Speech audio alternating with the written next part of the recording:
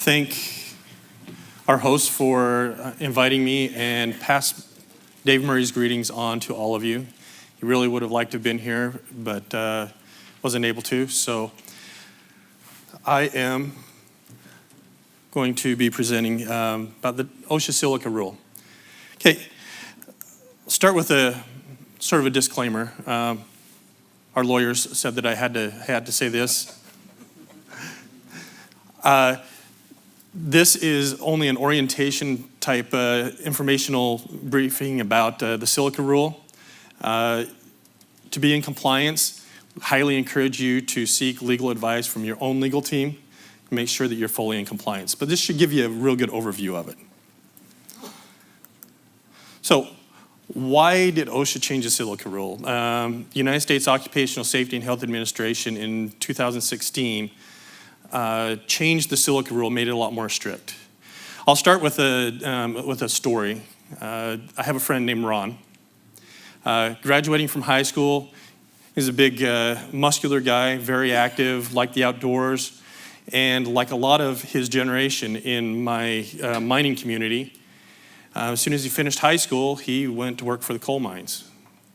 Best paying job in the area. Worked in the coal mines. After a few decades, started noticing he was getting sort of short of breath. And eventually had to retire from the mines because he couldn't breathe very well. I met Ron because my son mows his grass because he can't mow his own grass. He's attached to an oxygen machine. And although it's black lung and silicosis have a lot in common. And in fact, black lung is sort of a form of silicosis as well. Crystalline silica leads to what's called silicosis. It's an irreversible, chronic, and often fatal disease that also leads to a series of other illnesses such as COPD, lung cancer, immunodeficiency syndromes, and kidney disease. As your body breaks down, it leads to all these kind of things. So OSHA, recognizing how dangerous silica exposure is, respirable silica is, updated the rule, hoping to prevent over 600 deaths a year and 900 new cases of silicosis. So silica, what is it? Basically, silica is one of the most plentiful minerals found on our planet. It is in anything that comes from rocks, pretty much. Concrete, glass, brick, natural, and synthetic stone. All this kind of stuff contains silica. And so when you start cutting, abrading, heating these materials, it releases silica dust. Most of the dust isn't really that dangerous because your upper respiratory tract will actually filter out most of that. But respirable dust is 10 microns and smaller. So that's the stuff that gets through your upper respiratory tract, embeds itself deep in your lungs, sort of cutting things up on the way because it's, think of little pieces of glass. And then your body tries to deal with it by encapsulating it. So it just reduces your lung capacity. And over years, depending on if you smoke or whatever you do, you'll lose lung capacity and you'll end up like my friend Ron, carrying an oxygen bottle around, unless you take measures to make sure that you minimize that exposure. OSHA's final rule on crystalline silica went into force in 2016, in September. It's similar for you in the European Union to the NEPSI agreement. A lot of countries have rules and more are coming on board with silica legislation. So this is why it applies to the international community as well. The methods that OSHA and the European Union are dictating for silica control is applicable to anyone working with silica. It requires employers to control exposures and train employees. There are two standards, one for construction and one for industrial and maritime. We're going to deal mostly with construction standard because that's what demolition is involved in. The reason for the two standards is because in a factory, you can put a big dust hood, big containment systems, and bag houses, and your engineering controls are the same all the time. As you know, every time you go to a different construction site or demolition site, it's going to be slightly different. The kind of materials you have, the geometry of the building, all that's going to be different. So OSHA realized this, and so they had the two standards, construction and maritime. Some of the exposure levels and compliance triggers. These are some numbers you need to be aware of. 25 micrograms per cubic meter of air is your action level. So if your process at any conceivable time is going to be below that, you're considering compliance, so you don't have to do anything.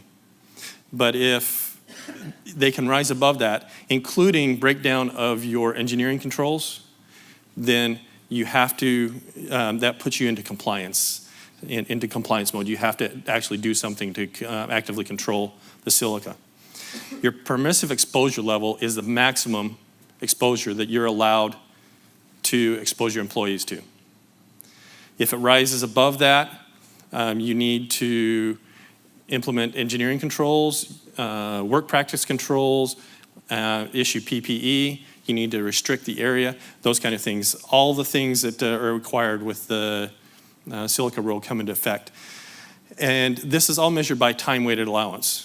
So just because your employee is exposed to 500 micrograms per cubic meter of air for 15 minutes doesn't mean that you've busted your Pell. It averages out over 8 hours. So, by the way, a bee's brain weighs 1,000 micrograms. So you're allowed to have 1/20th of a bee's brain in a cubic meter of air, just to give you a little bit of context on how much silica. Of course, like concrete isn't 100% silica. It's usually 9, 10, 20%, depending on the mix and everything else. Those are some numbers that you need to keep in mind when you're thinking about your compliance plan.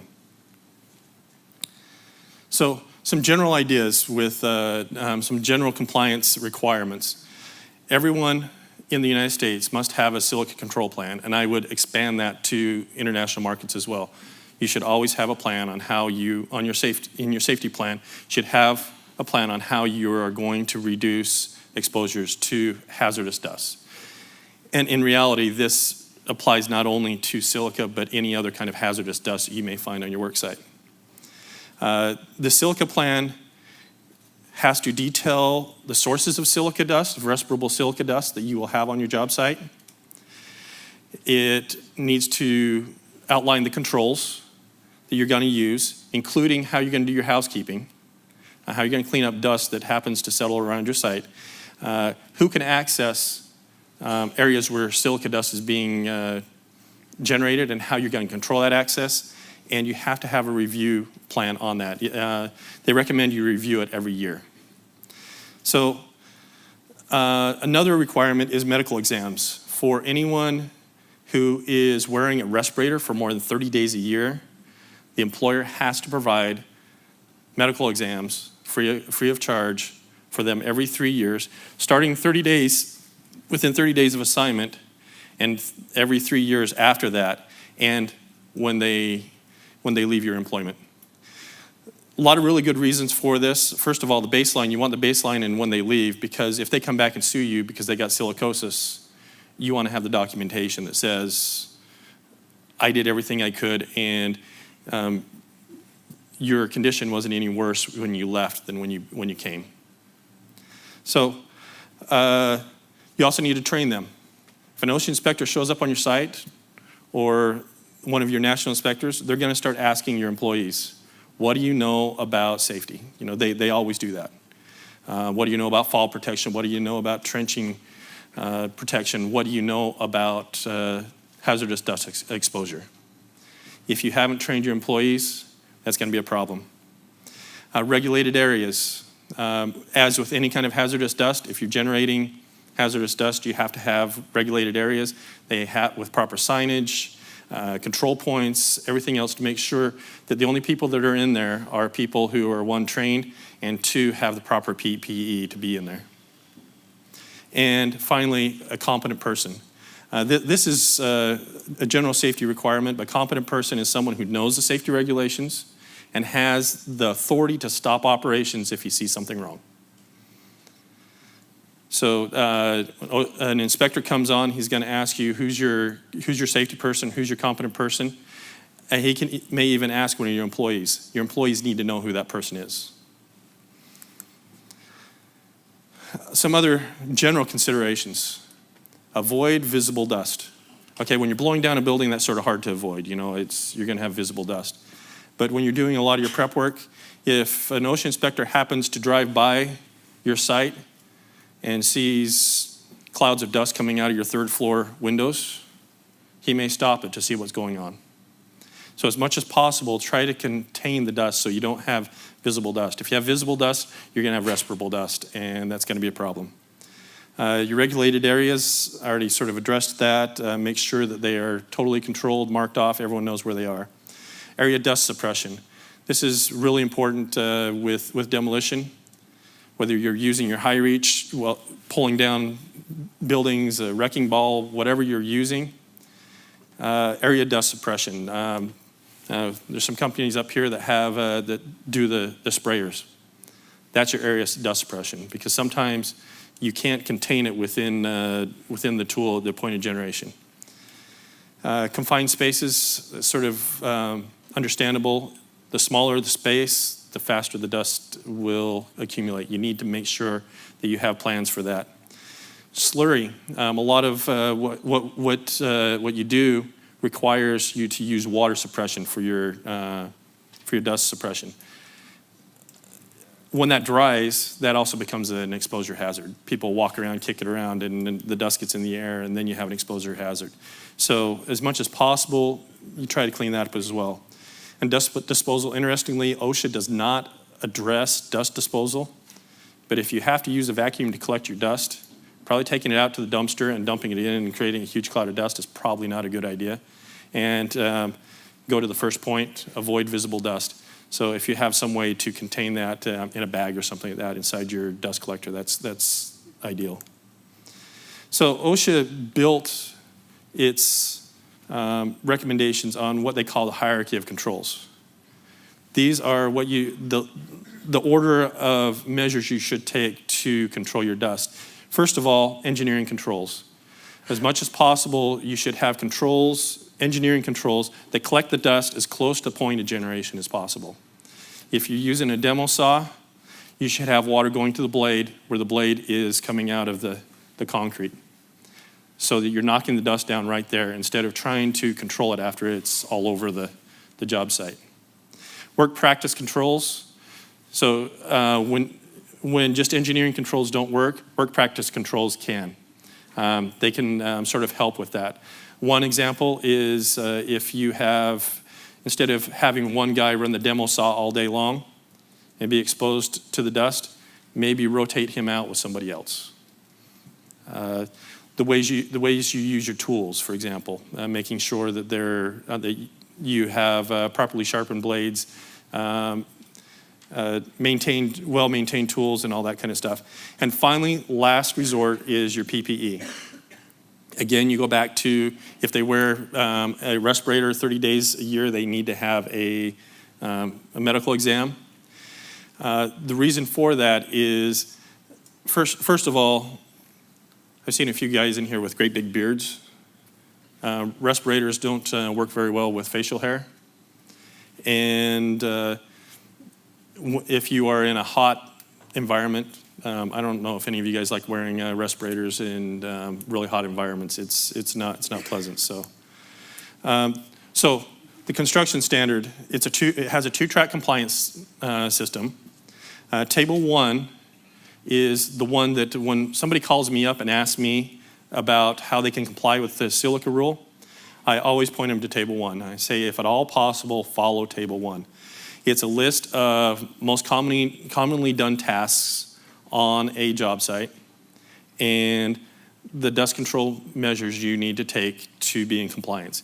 And if you are doing exactly what Table 1 says, you're considered to be in compliance. You don't have to do any of the other more complex things. Again, it's because construction sites are non-fixed locations, and they understand that. And it's a list of approved engineering controls. So again, think your hierarchy of controls. It also gives you your APF levels, the level of PPE you need to have. And again, you're compliant if you are fully implementing them. One thing to note, if you're the general contractor on a site, according to OSHA, you are responsible for compliance of all your subcontractors. That's something to keep in mind.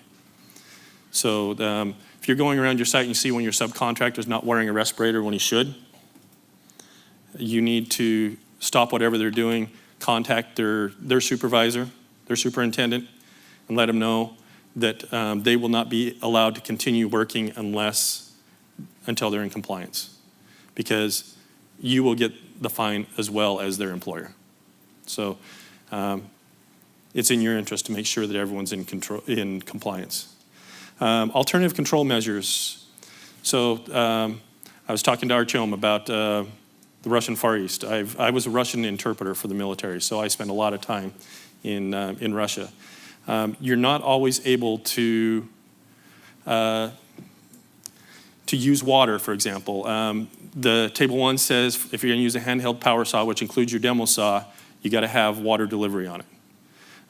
If you're using a demo saw in Russia at 47 below zero, the ice is going to be much more of a hazard than the dust will. So you can use alternative controls, but it requires you to use either air quality monitoring or objective data, what they call objective data. So this can be industry standard, industry organizations like the National Demolition Association. If they did some testing and they've got objective data, scientific data that says that using this method keeps exposures below the Pell, you can use that. Or you can use manufacturer data. For example, we have shrouds for demo saws that collect the dust without using water. We have had those independently tested, and we have the data that you would include in your silica control plan that you could actually put in your silica control plan. So if an inspector comes by, you just hand them the data and say, this is why we're using it. The main thing is that the conditions you use it in have to be better or the same as those in the objective data.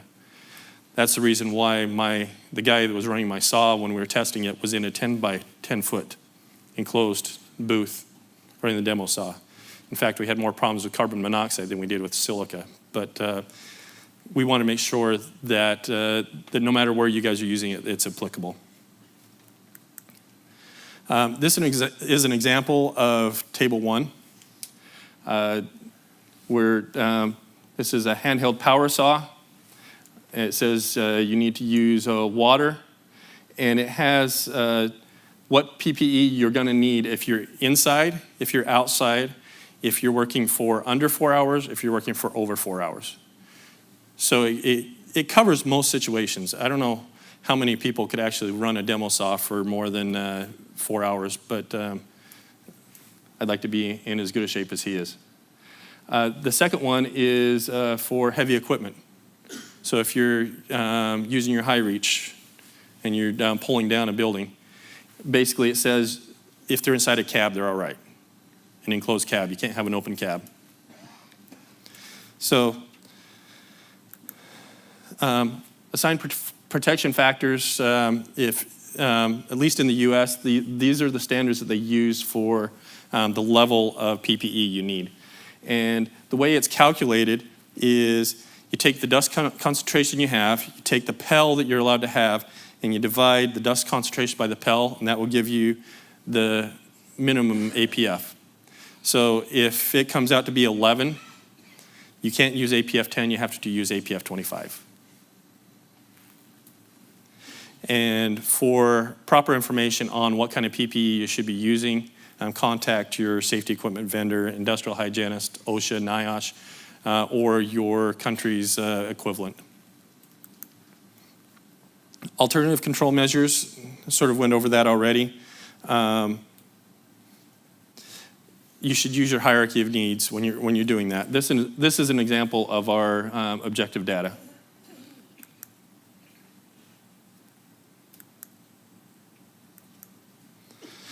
Okay, dust collector requirements. There's a lot of confusion out there about exactly what kind of dust collector you need.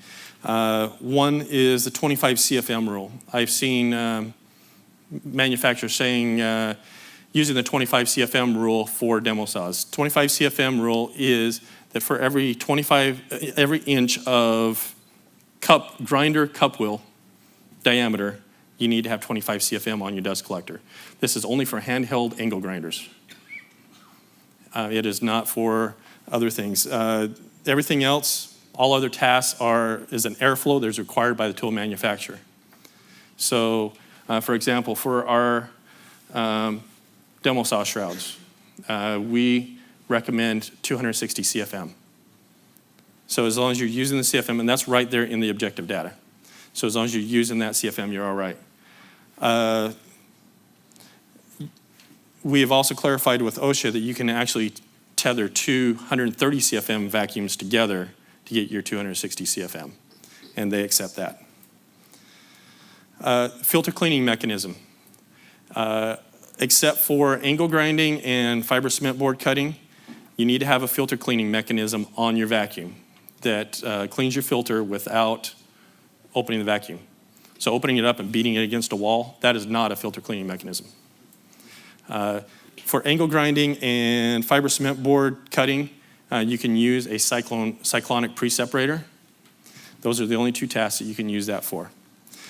HEPA is required in a few certain circumstances. One is housekeeping. You're not allowed to dry sweep. You can't get your broom out and start sweeping around. That kicks up the dust. You can't use an air hose to blow the dust away. You have to use wet methods, or you have to use a HEPA vacuum. The next one, which is applicable to the demolition industry, is cleaning out drill holes. So if you're drilling holes for charges to blow down a building, and you need to suck the dust out of there, you need to have a HEPA vacuum to do that. And the other one, this one doesn't really apply. If you're using a walk-behind grinder, you have to use a HEPA vacuum to clean up the dust between passes. I also recommend, again, cleaning up your slurry as much as possible, because when that dries, you kick that around, that's a hazardous dust danger. And have a plan for disposing your dust. The maritime and general industry, it basically is sort of like the alternative control measures. Because it's in a fixed location, you have to have engineering controls, and so there's testing involved and all kinds of stuff. So, but if you're going to use testing on your construction site for your objective data, you probably should follow the timelines in here. I'm just going to skip that one. So, why should you comply? In the United States, in the last year, there have been over 600 citations for silica rule violations. And the biggest one in the last 6 months was a silica rule violation. $304,000. How many of you guys can take that kind of a hit to your bottom line? There was another, before the silica rule went into compliance in 2017, there was a $273,000 fine. What they'll do is they'll come on your site if they see that you are willfully or negligently not complying. They'll hit you with I think it's a $125,000 fine for each violation. And they can do that for each employee that they talk to that's not wearing his proper PPE or whatever. So it adds up really quickly. This is just a slide about some of our dustless solutions. Dustless Technologies started about 30 years ago building HEPA wet dry vacuums and dust collection shrouds. At that time, nobody understood what the big deal was. Its regulation has sort of moved in our favor now, and OSHA is now requiring it. So this is why my boss has asked me to get smart on the silica rule. Richard mentioned our interactive silica tool. Basically what it is you put in your job, you put in the tool you're using, and it will, among our products, it will give you a OSHA compliant tool. So, and finally, here's some information. This is where you can find some information on the silica rule. Probably the most important one is that second one there, the Small Entity Compliance Guide for Construction. That one will, it's probably about 50 pages long, and it will walk you through each of all the silica rule and how you can comply. I would highly recommend just going to the OSHA site and downloading that. Even if you're not a US company, it has a lot of good information on how to be in compliance. And with that, thank you for your time.